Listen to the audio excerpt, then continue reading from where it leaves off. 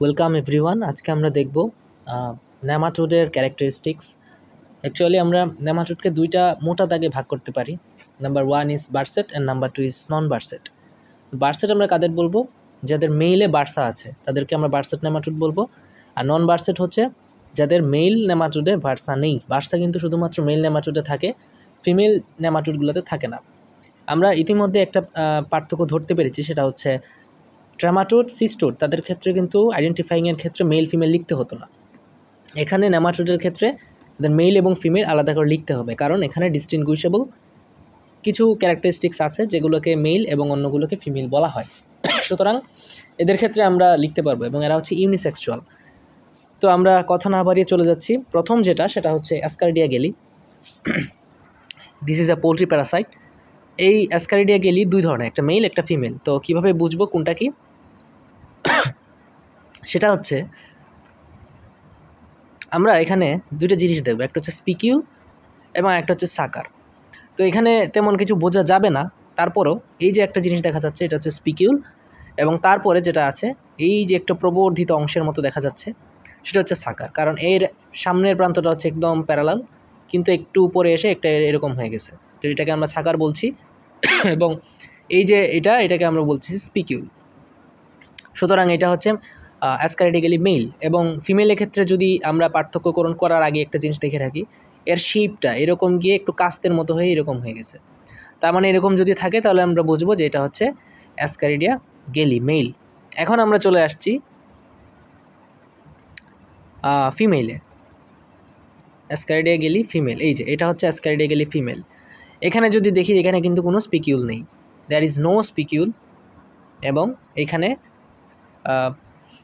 সাকার তো থাকবেই যেহেতু অ্যাসকারিডিয়া, এবং এখানে হচ্ছে কোনো নেই, কি বলে, স্পিকিউল নেই। যদি স্পিকিউল থাকে তাহলে মেল, আর যদি না থাকে তাহলে এটাকে বলবো ফিমেল। এবং ফিমেলের ক্ষেত্রে কিন্তু একদম এরকম গেছে, তার ক্ষেত্রে কোনো আলাদা কোনো ধরনের বৈশিষ্ট্য নাই। এবং অ্যাসকারিডিয়া গেলের একটা কমন বৈশিষ্ট্য হচ্ছে এটা ইসোফেজিয়াল বাল্ব যেটা থাকবে সেটা অ্যাবসেন্ট। তো ইসোফেজিয়াল বাল্ব মেলেও অ্যাবসেন্ট, ফিমেলেও অ্যাবসেন্ট, এটা থাকবে।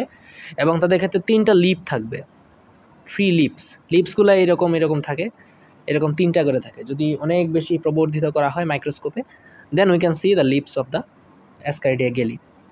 তো এই হচ্ছে অ্যাসকারিডিয়া গেলি ফিমেল। আমরা এখন চলে যাচ্ছি পরেরটাতে, ট্রাইচুরিস ভালপিস ফিমেল। ফিমেলের আগে আমরা একটু মেলটা দেখি। এই যে এটা হচ্ছে মেল, ট্রাইচুরিস ভালপিস। এই মেলের ক্ষেত্রে চিনব কীভাবে? প্রথম কথা হচ্ছে এটা হচ্ছে হুইপ লাইক স্ট্রাকচার। হুইপ মানে হচ্ছে এই যে হুইপ, WHIP, হুইপ মানে হচ্ছে চাবুক। তো আমরা যদি এটা দেখি একটু চাবুকের মতো মনে হচ্ছে না? পুরো পার্টটা একদম এরকম প্যাঁচানো, এবং ফিমেলের ক্ষেত্রেও কিন্তু এরকম প্যাঁচানোই থাকবে। কিন্তু মেলের ক্ষেত্রে একটা বৈশিষ্ট্য আলাদা করার বৈশিষ্ট্য হচ্ছে এই যে স্পিকিউলটা। এই স্পিকিউলটা হচ্ছে এখানে মেইলে আছে, মুছে দিই যদি, এই যে তীর চিহ্ন দেওয়া যেখানে, এখানে আছে। কিন্তু আমরা যদি ফিমেলে যাই, এই যে ফিমেলে দেয়ার ইজ নো স্পিকিউল, এখানে কিন্তু কোনো স্পিকিউল নেই।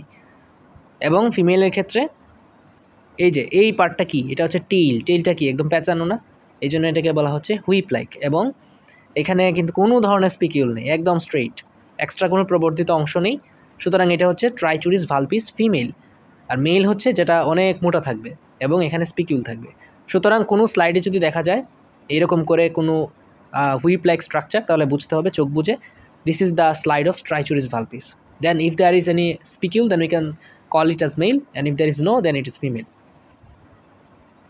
Okay, আমরা এখন Trichuris valpis এটা হচ্ছে মেল, এটা তেমন বোঝা যায় না স্পিকিউলটা, এবং এটা হচ্ছে ফিমেল। এটা একদম দেখে রাখার জন্য দেখে রাখা, এখানে স্পিকিউলটা তেমন বোঝা যাচ্ছে না।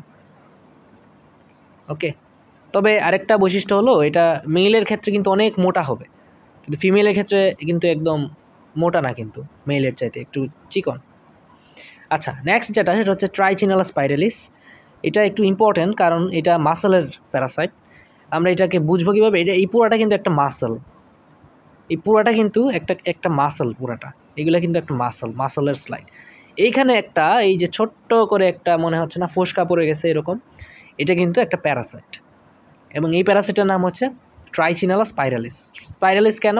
কারণ এই যে একটু স্পাইরাল আকারে মনে হচ্ছে না, শামুকের মতো, ওই যে ইন্দোপ্লানোরবিস এক্সাস্টাসের মতো মনে হচ্ছে, পুরোটা একদম পেঁচানো এরকম যদি থাকে কোনো মাসলের মধ্যে, তাহলে আমরা বুঝবো এটা ট্রাইচিনালা স্পাইরালিস। এটা মনে রাখা একদম সহজ, মাসল দেখলে আমরা বুঝে যাব এটা।